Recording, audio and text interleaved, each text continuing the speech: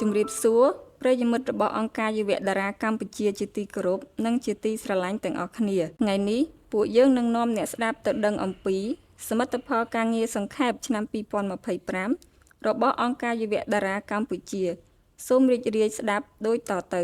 កម្មវិធីរបស់អង្គការយុវតារាកម្ពុជាផ្ដោតសំខាន់លើការដាក់បញ្ជូននិស្សិតដែលបានបញ្ចប់ការសិក្សានៅសាកលវិទ្យាល័យលើគ្រប់ជំនាញឲ្យធ្វើជាអ្នកស្ម័គ្រចិត្តនៅក្នុងសហគមន៍ជនបទរយៈពេលពី9ទៅ12ខែក្នុងខេត្តគោលដៅទាំង4របស់ខ្លួនរួមមានខេត្តព្រៃវែងក្រចេះកំពង់ធំនិងស្វាយរៀងអ្នកស្ម័គ្រចិត្តយុវតារាកម្ពុជាក្នុងឆ្នាំ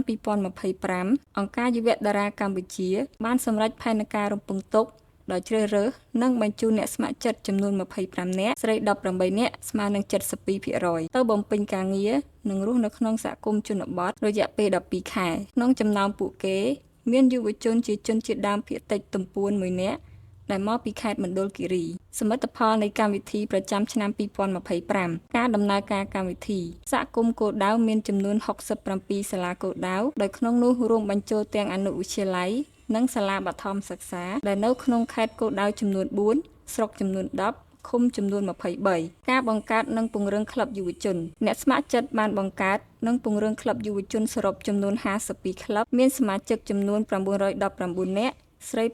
676នាក់ក្នុងចំណោមនេះក្លឹបចំនួន27បានចុះបញ្ជីជាអង្គការសហគមន៍មូលដ្ឋាននិងទទួលស្គាល់ដោយអាជ្ញាធរឃុំដែលបង្ហាញពីសមត្ថភាពគ្រប់គ្រងនិងនិរន្តរភាពរបស់យុវជនក្នុងសហគមន៍សកម្មភាពថ្នាក់បំប៉នអ្នកស្ម័គ្រចិត្តបានបង្កើតនិងដំណើរការថ្នាក់បំប៉នចំនួន198ថ្នាក់ដោយមានសិស្សសរុបចំនួន2623នាក់ស្រី1346នាក់សកម្មភាពថ្នាក់អំណានឬបណ្ណាល័យចល័តកម្មវិធីអំណាននិងបណ្ណាល័យចល័តត្រូវបានរៀបចំសរុបចំនួន52ថ្នាក់មានអ្នកចូលរួមអានសរុបចំនួន1489នាក់ស្រី766នាក់ការអន្តរាគមន៍ដល់កុមារជួបការលំបាកកុមារក្រៅសាលាសរុបចំនួន1606នាក់ស្រី678នាក់ត្រូវបានរកឃើញថាជាកុមារក្រៅសាលាថ្មីនៅក្នុងតំបន់គោលដៅកុមារគោលដៅទាំងអស់ត្រូវបានយកចិត្តទុកដាក់និងកៀរគរឲ្យចូលរួមសកម្មភាពអប់រំដែលរៀបចំដោយអ្នកស្ម័គ្រចិត្តនិងក្លឹបយុវជនក្នុងសហគមន៍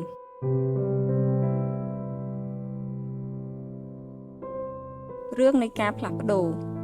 មិនទុកចោលនរណាម្នាក់រឿងនៃការផ្លាស់ប្ដូររបស់ទូចវ៉ានីសរសេរដោយកញ្ញាហាប់ស្រីនិតអ្នកស្ម័គ្រចិត្តយុវតារាចំនួនទី42ខេត្តស្វាយរៀងកែសម្រួលដោយអង្គការយុវតារាកម្ពុជាក្នុងអំឡុងខែមិថុនាឆ្នាំ2025ខ្ញុំដែលជាអ្នកស្ម័គ្រចិត្តយុវតារាកម្ពុជាបានចុះបំពេញបេសកកម្មស្វែងរកនិងកំណត់កុមារគោលដៅនៅក្នុងសហគមន៍ជនបទដែលជាសហគមន៍ដែលខ្ញុំបំពេញការងារគឺឃុំដូងស្រុករមាសហែកខេត្តស្វាយរៀងសកម្មភាពនៃការគូសផែនទីសហគមន៍ខ្ញុំបានជួបលោកគ្រូអ្នកគ្រូអាជ្ញាធរនិងអាណាព្យាបាលដើម្បីឆ្វេងយល់ពីបរិបទនិងស្ថានភាពរបស់សហគមន៍និងក៏ដើម្បីកំណត់រកកុមារដែលកំពុងប្រឈមឧបសគ្គក្នុងការសិក្សានៅទីនោះខ្ញុំបានជួបក្មេងប្រុសម្នាក់ឈ្មោះទូចវ៉ានី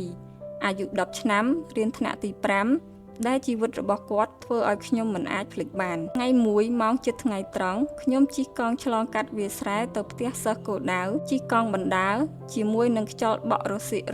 ហើយកណ្ដាលថ្ងៃត្រង់ផងនោះខ្ញុំបានក្រឡេកឃើញផ្ទះតូចមួយឈរដាច់ឯកាកណ្ដាលវាលស្រែមិនយូរប៉ុន្មានខ្ញុំបានឃើញក្មេងប្រុសម្នាក់ស្ពាយកាបូបរហែកស្បែកជើងដាច់ដើរយឺតពីសាលា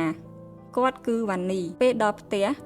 មិនទាន់ដោះឯកសណ្ឋានសាលាវ៉ានីស្ទុះទៅបើកឆ្នាំងបាយហូបទាំងឃ្លានវ៉ានីរស់នៅជាមួយឪពុកម្ដាយជាកសិករជីវភាពខ្វះខាតហើយឪពុកជាញឹកញាប់ប្រើពាក្យសម្ដីធ្ងន់ធ្ងរនិងអំពើហិង្សាផងក៏មានដែរវ៉ានីត្រូវធ្វើការជាច្រើនក្រៅម៉ោងសិក្សាដើម្បីជួយគ្រួសារភាពកក់ក្ដៅតែកុមារគូទទួលបានហាក់ដូចជាខ្វះខាតនៅក្នុងជីវិតរបស់វ៉ានីខ្ញុំបានជួបម្ដាយវ៉ានី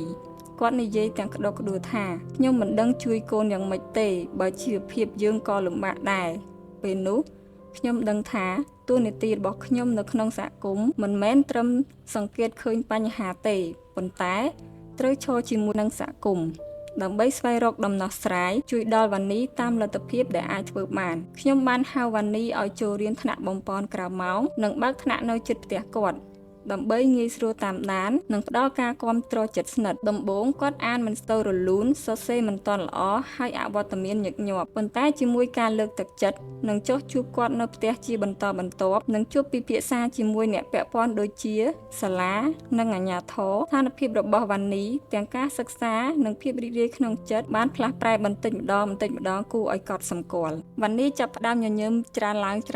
គាត់អានបានល្អជាងមុនសរសេរបានច្បាស់និងមិនដែលខកខានថ្នាក់បំប៉នទៀតគាត់ចាប់ផ្ដើមនិយាយលេងជាមួយមិត្តភ័ក្តិមានទំនុកចិត្តលើខ្លួនឯងនិងមានក្តីស្រមៃសម្រាប់អនាគតល្អមួយសម្រាប់ខ្លួនឯងសូម្បីតែឪពុកគាត់ក៏មិនប្រើអំពើហិង្សាដូចមុនទៀតដែរការផ្លាស់ប្ដូរជាវិជ្ជមាននេះមិនមែនកើតឡើងដោយនរណាតែម្នាក់ទេជាលទ្ធផលនៃការសហការរវាងអ្នកស្ម័គ្រចិត្តសាលារៀនអាជ្ញាធរនិងគ្រួសារមិនទុកចោលនរណាម្នាក់មិនមែនជាពាក្យស្លោកទេប៉ុន្តែជាការអនុវត្តជាក់ស្ដែងដោយចាប់ផ្ដើមពីការចូលទៅស្ដាប់ការជឿជាក់លើសមត្ថភាពកុមារនិងគាំទ្រពួកគេឲ្យមានក្តីសង្ឃឹមនិងរីករាយនឹងកុមារភាពដ៏ពេញលេញរបស់ពួកគេ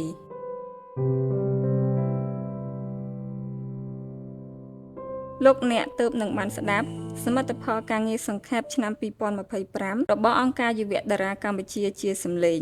ពួកយើងសូមអរគុណចំពោះការចំណាយពេលស្ដាប់និងការគាំទ្ររបស់អ្នកសូមអរគុណ